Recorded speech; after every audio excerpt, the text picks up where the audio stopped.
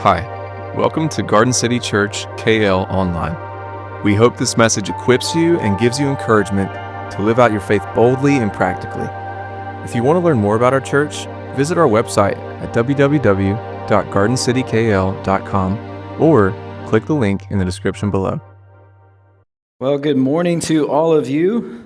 My name is Eric. I am one of the pastors here at Garden City, and we are continuing our series through the Gospel of John. And so if you have a Bible, go ahead and open up with me to John chapter 6. We're going to be looking at the first 21 verses of John 6 this morning. The past few weeks, we have been talking about the identity and the authority of Jesus.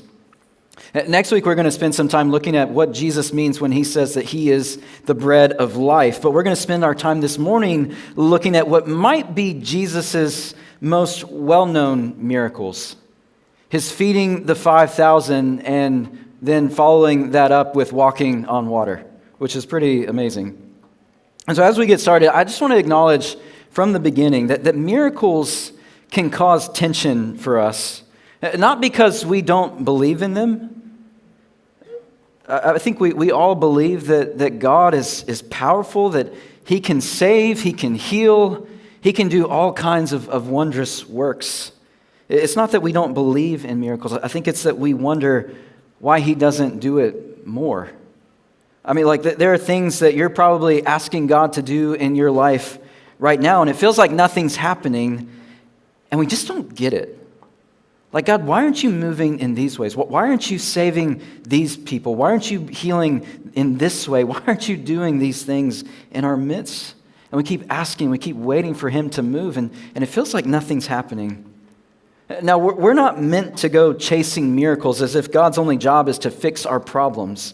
And if that's all we look for when we come to Jesus, we'll always end up disappointed because life will always present more problems for us. But here's what we can count on. God doesn't withhold himself from us. And there's nothing we face today that he can't handle. Maybe what looks like inactivity to you is actually God's invitation for you to recognize your weaknesses and to trust him. Like maybe that's what he's calling you into right now, is to lean into more of what God is doing. Let me give you an example of this. James Fraser was a missionary to the Lisu people in southwest China in the early 1900s. And he wanted to see thousands of the Lisu people come to faith in Christ more than anything. I mean, more than anything, he'd pray for it. He gave his whole life to that work. But he'd often experienced the Lisu people profess faith in Jesus only for them to drift back into idolatry. I mean, thousands of people converting to Christianity felt like an impossibility. And so instead, he decided to pray that God would save just 200 families. He felt like that would be all. I'm not going to pray for thousands because I don't know if I believe it, but I do believe that God can save a few hundred. And so that's what he did. He prayed for that and he worked toward that. And after 5 years of ministry and very little fruit to show for it, he finally decided, he requested to be reassigned. But before he left, he decided to go back into the villages to preach to the Lisu people just one more time. And the next morning after he had preached, one of his Lisu friends came to him telling him that there was a family that wanted to follow Jesus if he would come help them. And so Fraser came and he told them to burn all of their idols and to submit to Jesus. And you know what? They did. And 7 families ended up coming to faith in Christ. And so he kept going.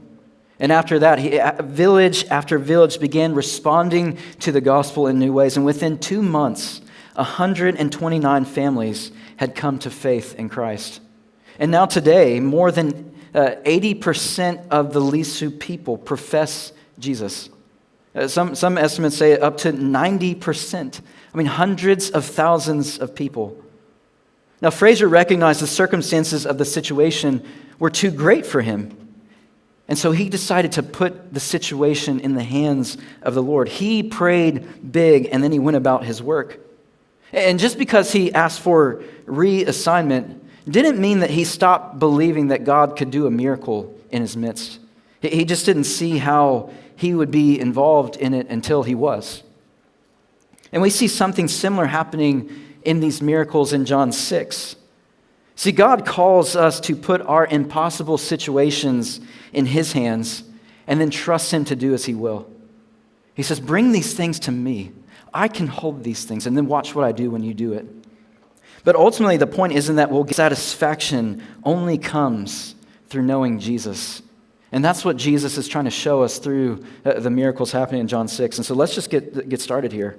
In verse 1, after Jesus had healed a paralyzed man, and he talked with the Pharisees, Jesus went away to the other side of the Sea of Galilee, which is the Sea of Tiberias, probably because he was trying to spend some time in solitude with his disciples, which isn't a bug to his ministry, it's a feature of Jesus' spiritual life.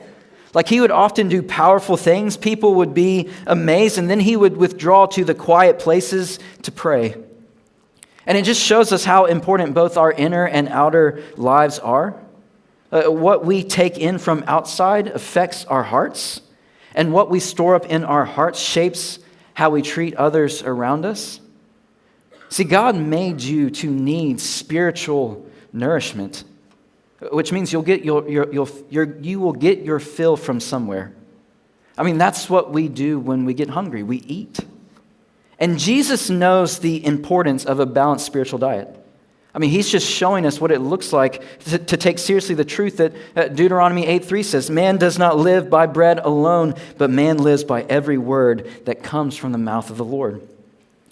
We need time spent in the desolate places to be filled by the Lord so that you're ready to pour yourself out in service to others when the time comes.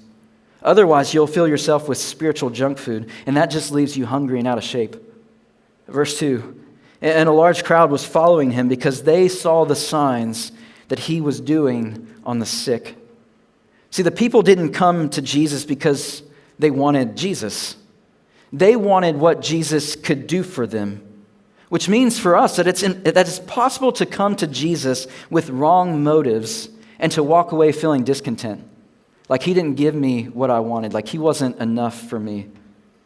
And we often do this in ministry too. We often assume that ministry success means like having the room filled, having lots of people in attendance. That's what shows that our ministries are successful. But if people are coming for the wrong reasons, then eventually you'll either compromise your convictions to cater to what they want, which in this case would mean losing the gospel, or you'll see people leave. I mean, that's just what we do when we don't have our needs met, or maybe more so our wants. I think you're not satisfying what I want, so I'm just going somewhere else to find it.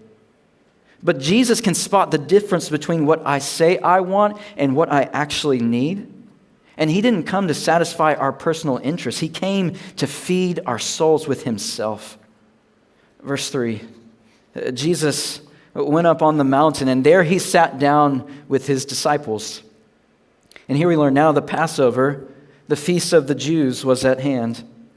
And that's an important detail I don't want you to miss, because God often repeats patterns of ways he's worked in the past in order to help us trust his provision in the future, his future grace that he has for us.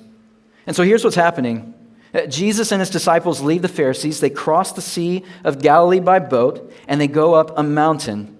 But before they can rest, before they can spend time in prayer and being with the Lord and being rejuvenated, crowds just start showing up looking for signs. Crowds by the thousands coming for them.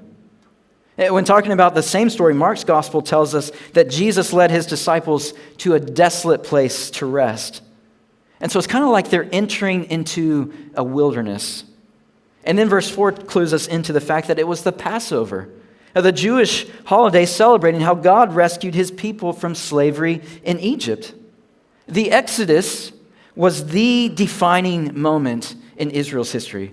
Like, think Merdeka Day in Malaysia or 4th of July in the U.S. It was a source of national pride that shaped the identity of the people. And so with Passover going on, they've got freedom on their mind. Someone in Jesus with unmatched power. And they're hoping that he's the king who will finally set them free from Rome's control, because they have an oppressor that they need to break free from.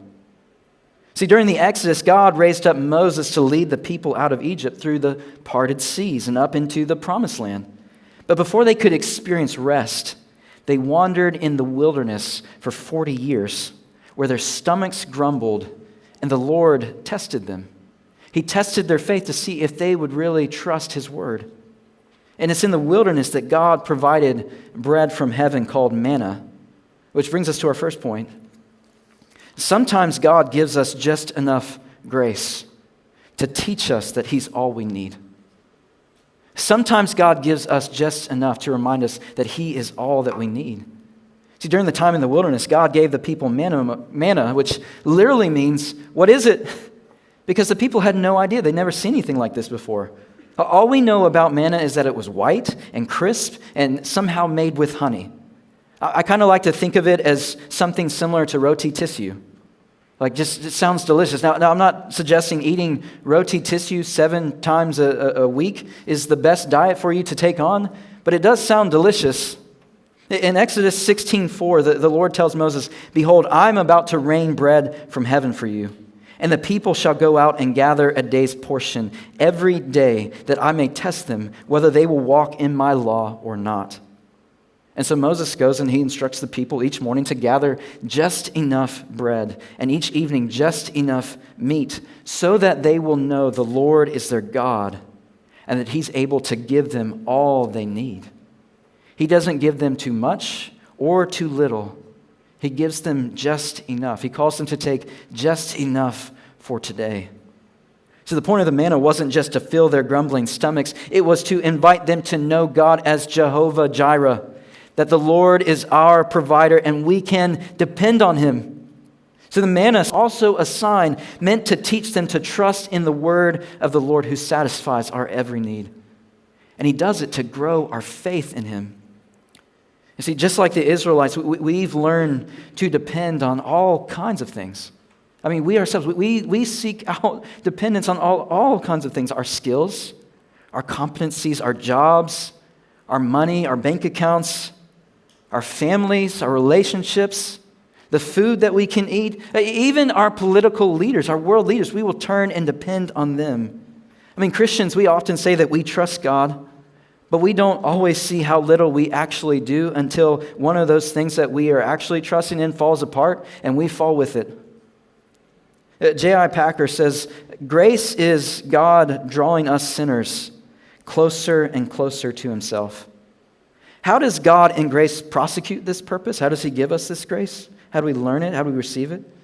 Not by shielding us from assault by the world, the flesh, and the devil, nor by protecting us from frustrating circumstances, but rather by exposing us to all these things so as to overwhelm us with a sense of our own inadequacy and to drive us to cling to him more closely. God tests it. He exposes us to these things so that we will see our need for him and lean on him, that we'll fall upon the Lord. See, God tested the Israelites in the wilderness to draw people to himself so that they would learn to trust in his provision. Jesus is testing his disciples here in the desolate places to do the same thing. Verse 5 says, "Lifting up his eyes then, and seeing that a large crowd was coming toward him, Jesus said to Philip, 'Where are we to buy bread so that these people may eat?' He said this to test him, for he himself knew what he would do." See, Jesus isn't asking Philip because he didn't know what to do. He's like, "We have a problem here, and I'm clueless." No, he's asking Philip to test him. And sometimes Jesus tests us now so that we'll stop holding on to other securities and learn to rely on him. See, Jesus is in the faith-growing game. You may not always enjoy his methods, but he wants to see your faith strengthened. And when you put yourself in his hands, you can count on him to do it. Verse 7, Philip answered him, 200 denarii worth of bread would not be enough for each of them to get a little. One of his disciples, Andrew, Simon Peter's brother, said to him, "There's a boy here who has 5 barley loaves and 2 fish. But what are they for so many?" See, Jesus turns to Philip because they're right near his hometown of Bethsaida. And Jesus sees thousands of people coming toward them. And so he's like, "Hey, Philip, you want to order some grab food for our friends?" Just to see the thousands coming toward them. I'm sure we can find Judas off in the background somewhere saying, Jesus, we don't have the budget for that. But this brings us to number 2. Faith shrinks when we focus on our weaknesses. It shrinks when we focus on our weaknesses, but faith grows when we put our weaknesses in the hands of the Lord. See, Philip's only thinking in natural terms, which happens all throughout the Gospel of John. I mean, when Jesus is talking with Nicodemus in John chapter 3, he tells him, you must be born again. And Nicodemus is like, how can someone go back into their mother's womb and be born again? Like, that doesn't make any sense, Jesus. When Jesus is talking to the Samaritan woman at the well, he says that he has living water for her. And she's like, how do you have living water? You don't even have a bucket to draw water with. I mean, at every turn, Jesus is offering eternal life to people. But people, we just keep getting stuck in all the details. We get stuck on all the impossible circumstances that surround us. I mean, how often do we come to God with something that feels hopeless and we act like He can't do anything about it? The maker of heavens and earth is experiencing the same limitations I feel. Like, is that really how God operates? Is that really true for Him? Long ago that this church was in an impossible situation. I mean, no one even knew if the church would survive. They were just hoping and praying that they could find a pastor. Imagine if they had the faith to ask God for a good pastor. What would God do here in our midst? But when Pastor Peter and I visited 3 years ago, one of the things that stood out to us was that even in this difficult season that we were walking through, people were starting to dream again about what God could do here. After that trip, I remember talking to my wife, and we both saw how hard things were here. But there was a hope here that drew us in. There was a belief that God was going to move, and it was like they were asking, like, God's going to show up here, do you want to be a part of it or not? And I remember my wife and I talking about it, we're like, I kind of want to see what God's going to do.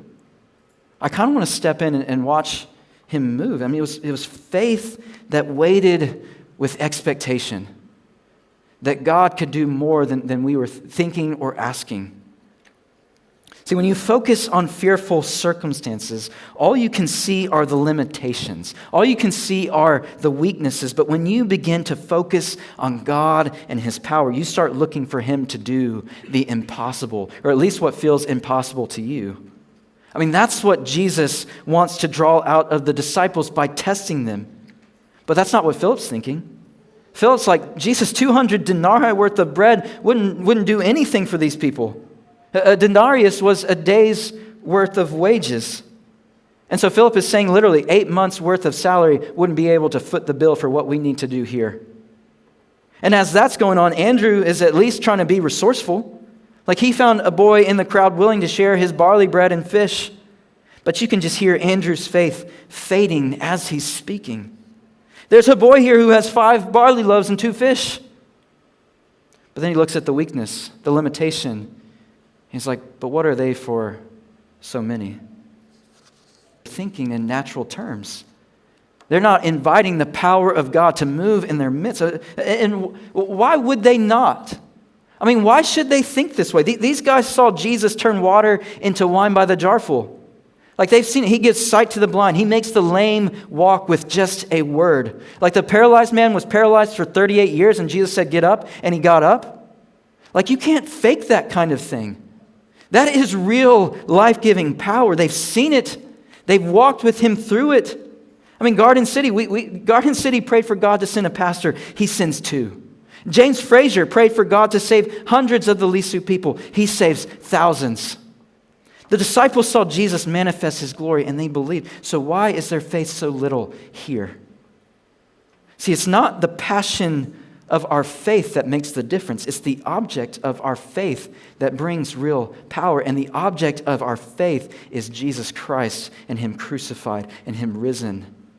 And we are inviting Him moment by moment to speak that into our lives. See, little faith comes from focusing too much on yourself and not enough on the power of God to move.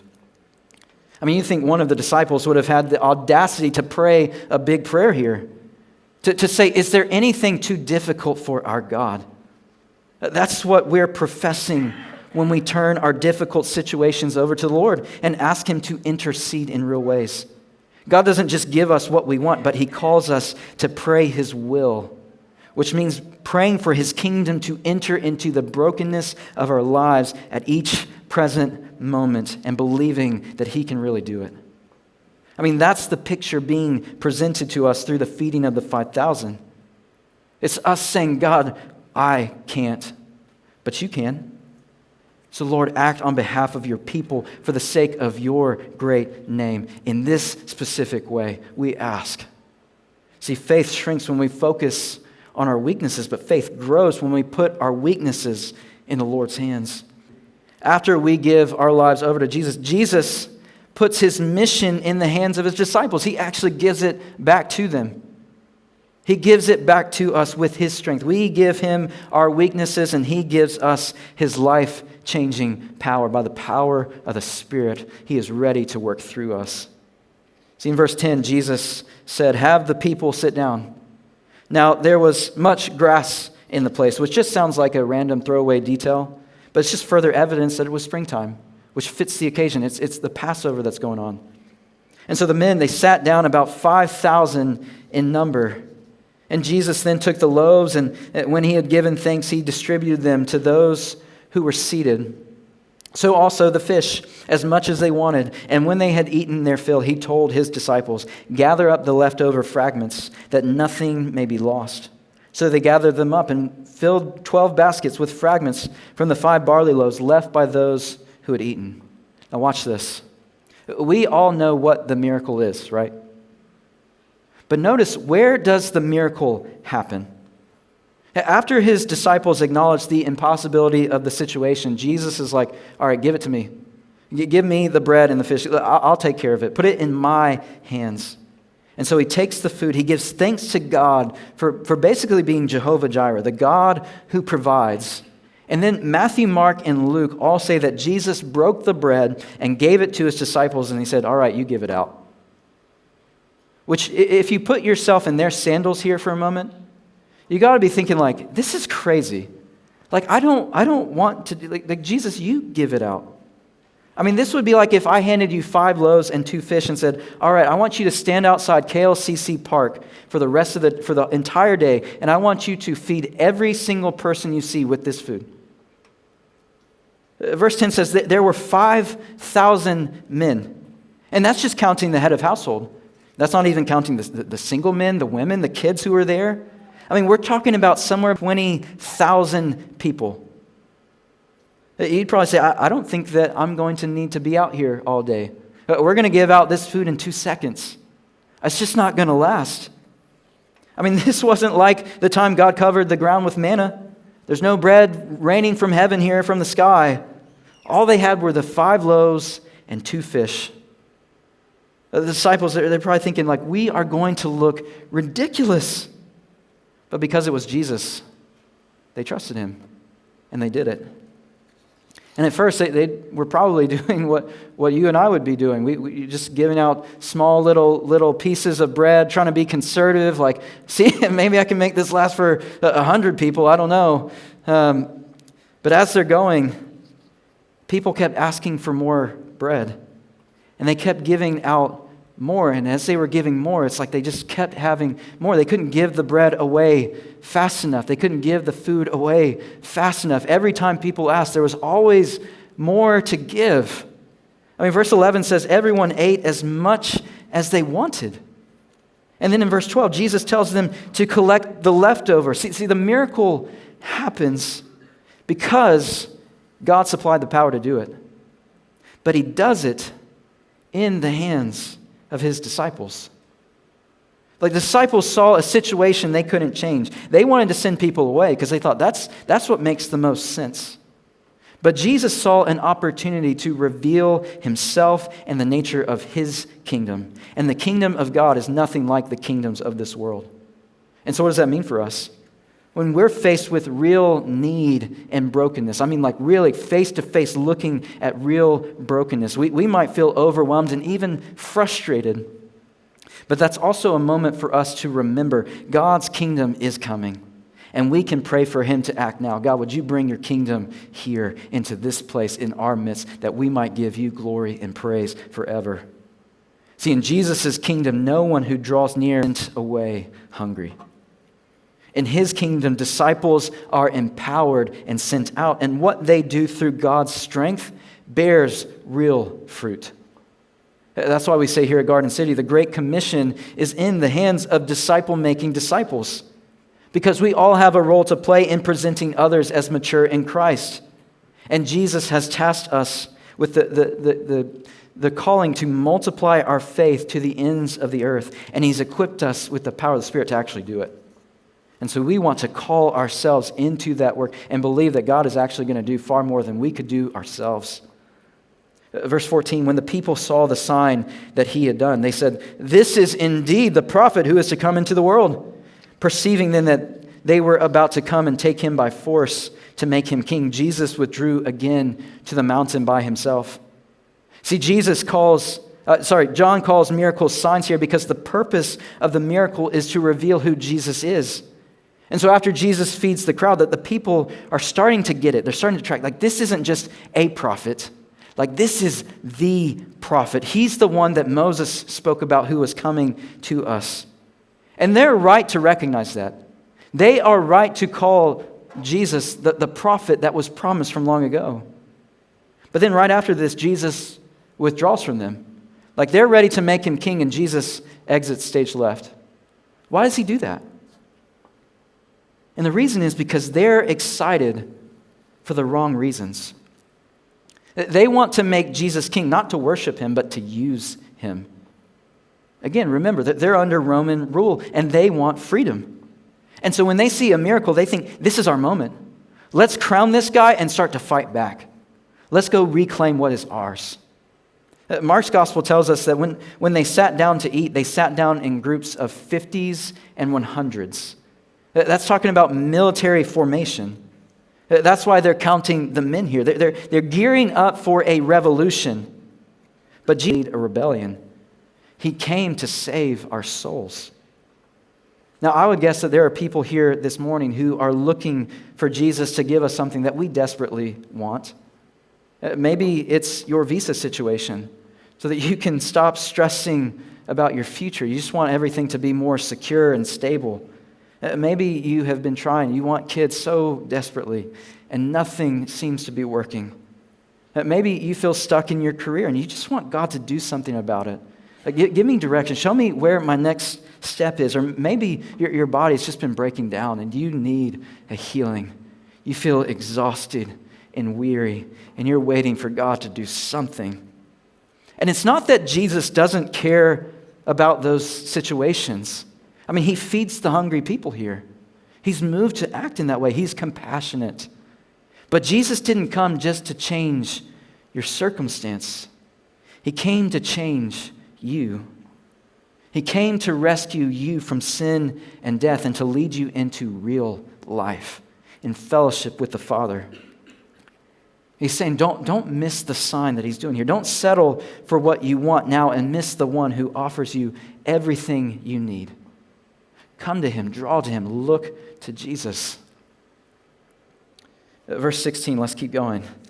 When evening came, Jesus is drawn away. When evening came, his disciples went down to the sea, got into a boat, and started across the sea to Capernaum. It was now dark, and Jesus had not yet come to them. The sea became rough because a strong wind was blowing. When they had rowed about 3 or 4 miles, they saw Jesus walking on the sea and coming near the boat, and they were frightened. But he said to them, "It is I. Do not be afraid." Then they were glad to take him into the boat, and immediately the boat was at the land to which they were going. We said that faith shrinks when we focus on our weaknesses, but faith also shrinks when we trust in our strengths. See, when Jesus knew they couldn't do that. Like, no way. They had to rely on him. But getting in a boat and crossing the sea, like they were fishermen. That's what they do. They don't need Jesus for that. And so they leave without him. But see, faith isn't part-time work. It's not just depending on God when we're weak and leaning on ourselves when we feel strong. No, number 4, faith is full-time dependence on Jesus in everything. It's moment by moment, day by day, dependence on Jesus in everything. Now, at this point in the story, you'd expect Jesus to come back to the disciples to explain the feeding of the 5,000. Like maybe we can just have a little debrief meeting after that to understand Jesus. Like, how did that happen? Like, what does that mean? Do we have power to do this too? Can I multiply bread now? Like, what was that? But instead, Jesus sends them ahead of him to go across the sea to Capernaum. And verse 17 tells us it was dark and Jesus hadn't come yet. And I don't want to make too much of that detail, but I think there's something to be said that life without Jesus is like walking in the darkness. It's like entering into the boats of death without any hope of life. See, back then, people had a healthy fear of the sea. Like the waters, they symbolize chaos and danger. And that's exactly what the disciples experienced as soon as they got in the boat. Like their trip from Bethsaida to Capernaum should have been a short one. Like it's just right across. But they probably would have sailed across the coastline. They probably would have stayed close to the coast as they were going from point A to point B. But a strong storm hits, and it pushes them off course. It pushes them deeper and deeper. The waves push them out farther away from the shoreline. Matthew's gospel says that they were battling the waves for some 9 hours. And that's what storms do to us. They turn normal tasks into exhausting. And sometimes God allows the storms in our lives to remind us, even in the things we think we can handle, we still need him. Like the disciples, they're doing everything they can just to stay afloat when Jesus walks out to meet them. Like they're exhausting all of their options. They know how to work a storm, but man, this is getting the better of them. Verse 19 says the disciples were afraid when they saw Jesus. And honestly, who wouldn't be? Right? Like you're stuck in a storm, it's the middle of the sea, it's late at night, you are exhausted, and then suddenly someone is walking out to you on the water. Like I think you get a pass. You get to be afraid at that moment. They probably thought that they saw a ghost. Or maybe they thought death had come to visit them. They're like, this is how our lives end. Like we are fishermen who are going to die at sea. And that's what fear does to you. It clouds your vision. It's like walking in the dark. It makes it really difficult, nearly impossible to see what God is doing. And if we're honest, many of us live that way. We don't talk about it, but fear shapes how we live. But see, Jesus calls us out of our fears into greater trust in him. And how does he do it? By calling us to look to him. See, Jesus doesn't just calm the storm around us. He quiets the fear within us by the power of his name.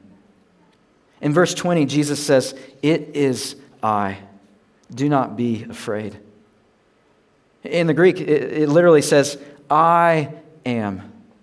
Like Jesus is using the divine name of God, the same name that God gave to Moses at the burning bush. See, when Moses asked, "Who should I say sent me?" God said, "Tell them I am sent you." That was God's way of saying, I'm not like man. I don't have a beginning or an end. I don't grow weak and tired, and I don't need anyone else to supply me with strength because I am the source of life.